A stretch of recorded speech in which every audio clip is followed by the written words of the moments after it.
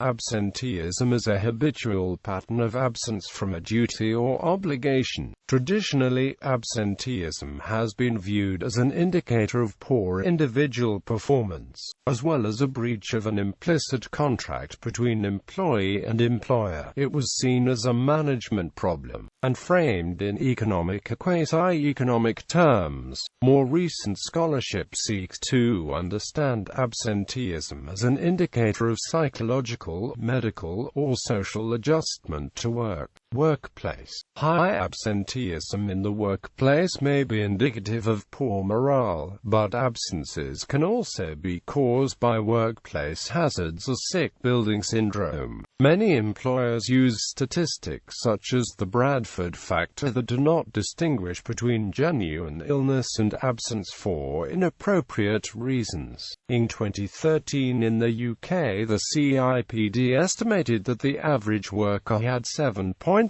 sick days per year and that absenteeism cost employers £595 per employee per annum. As a result, many employees feel obliged to come to work while ill and transmit communicable diseases to their co-workers. This leads to even greater absenteeism and reduced productivity among other workers who tried to work while ill. Workforces often excuse absenteeism caused by medical reasons if the employee provides supporting documentation from the medical practitioner. According to Nelson and Amp, quick people who are dissatisfied with their jobs are absent more frequently. They went on to say that the type of dissatisfaction that most often leads employees to miss work is dissatisfaction with the work itself. The psychological model that discusses this is the withdrawal model, which assumes that absenteeism represents individual withdrawal from dissatisfying working conditions. This finds empirical support in a negative association between absence and job satisfaction, especially satisfaction with the work itself. Medical-based understanding of absenteeism finds support in research that links absenteeism with smoking, problem drinking, low back pain, and migraines.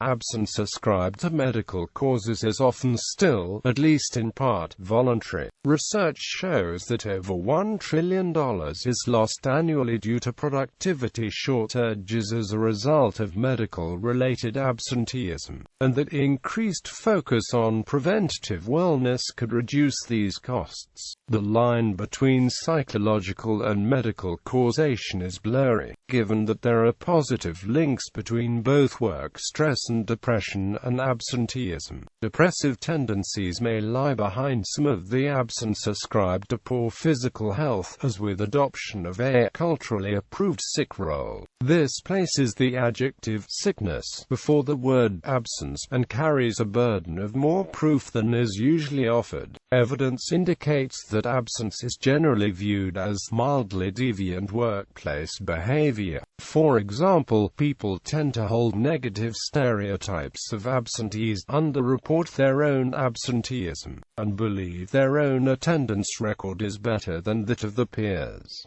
Negative attributions about absence then bring about three outcomes. The behavior is open to social control, sensitive to social context, and is a potential source of workplace conflict. In the United States, some employers use absence control policies to manage chronic absenteeism. Bullying. Nearly every workplace that has a bully in charge will have elevated staff turnover and absenteeism. Narcissism and psychopathy. Thomas suggests that there tends to be a higher level of stress with people who work or interact with a narcissist, which in turn increases absenteeism and staff turnover. Body finds the same dynamic where there is a corporate psychopath in the organization.